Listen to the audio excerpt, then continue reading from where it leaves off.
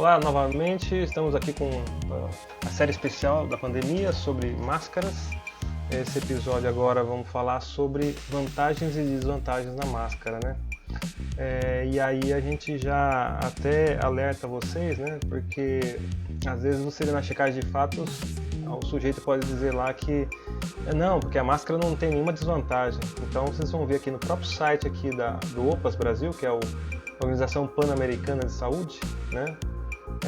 Filiada à Organização Mundial de Saúde. Aqui a gente tem essas informações, vocês podem ver. Vou mostrar em duas páginas, né, porque tem uma atualização aqui também de 5 de junho de 2020. Mas vamos começar aqui por aqui também.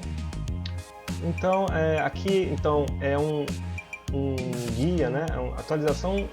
O OMS atualiza guia com recomendações sobre o uso de máscaras, né, de acordo com o guia técnico provisório. Os tomadores de decisão, os países, devem considerar o nível de vulnerabilidade de seus grupos populacionais. Pessoas idosas, com comorbidades, com doença cardiovascular, diabetes, podem ter mais chances de desenvolver uma doença grave ou morrer. Então, levar em conta o cenário que a população vive em termos de densidade populacional, risco de propagação, capacidade de adotar distanciamento físico, né? Por exemplo, em ônibus. O ônibus é um problema complicado, né? E considerar que se a pessoa trabalha em contato próximo com o público, né, agente comunitário, então todas essas medidas que a gente vê quando há as fases aí que a gente costuma ver, né, de amarela, vermelha, né. O guia também ressalta que pode haver vantagens e desvantagens no uso da máscara, então existem desvantagens também.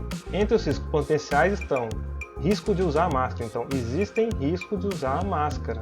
Então se você acha que está usando a máscara agora está protegido, pelo contrário, né? Você pode estar se contaminando também.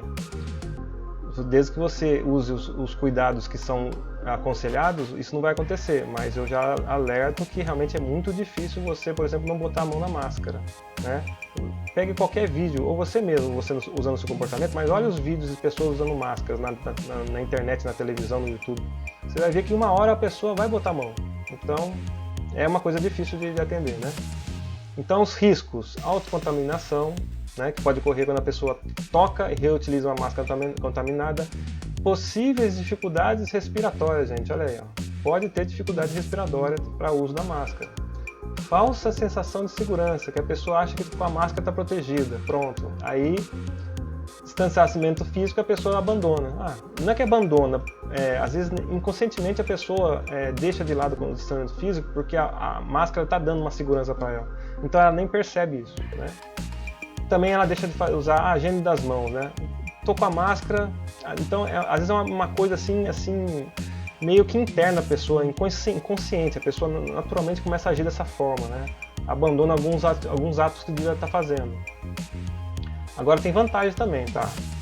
Uma das vantagens é a redução do risco potencial de transmissão de uma pessoa que foi infectada e está no período pré-sintomático, né? Então, um período que a pessoa não apresenta nenhum sintoma, mas pode estar propagando gotículas, pode estar propagando, como eu falei no episódio anterior, tem as gotículas e aerosóis. Gotículas são partículas acima de 5 microns e os aerosóis abaixo de 5 microns. Né? Então, existem máscaras que conseguem pegar de 3 microns para cima, né? Então pegam as gotículas, mas não pegam os aerosóis. Né?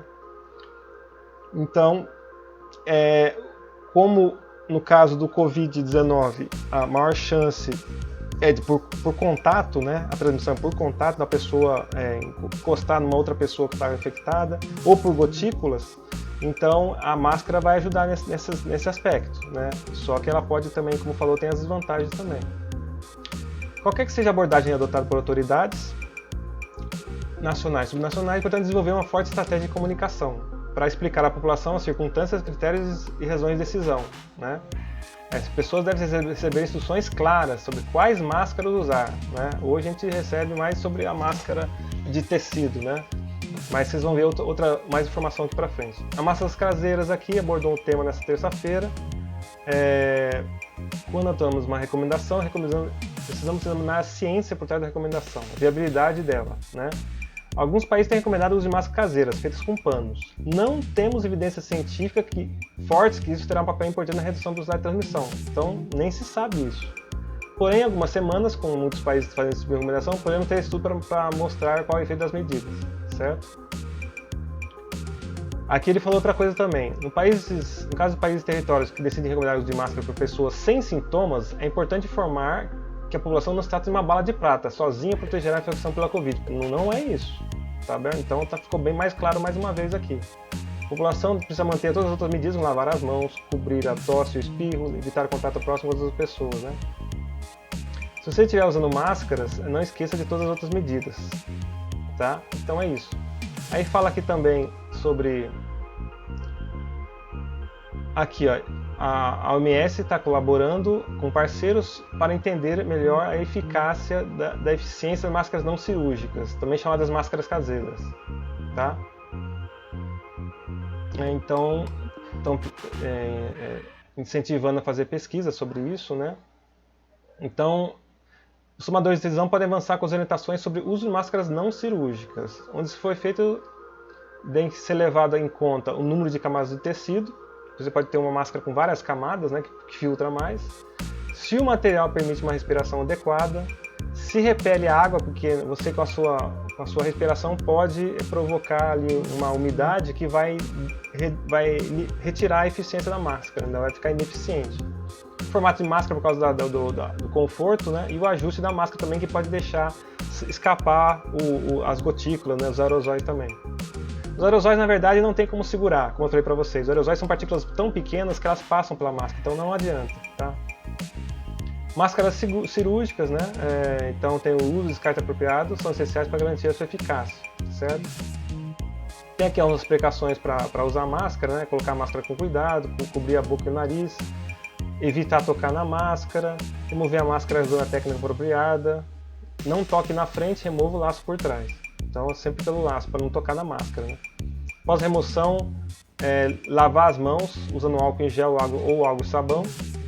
Se a máscara ficar úmida, substitua, tem que trocar. Não reutilizar máscaras descartáveis e descartar as máscaras imediatamente após a remoção, tá? Vamos aqui na atualização, para o vídeo não ficar tão longo, já passamos aí dos 8 minutos. O ideal é ficar em 5 minutos, né? Mas vamos ter que mostrar aqui também a atualização. Tá aqui. O que temos a mais aqui? Visão da OMS sobre as máscaras, né? Fala sobre as máscaras cirúrgicas que são recomendadas para trabalhadores de saúde, que são médicos e enfermeiros que ficam em hospitais, né?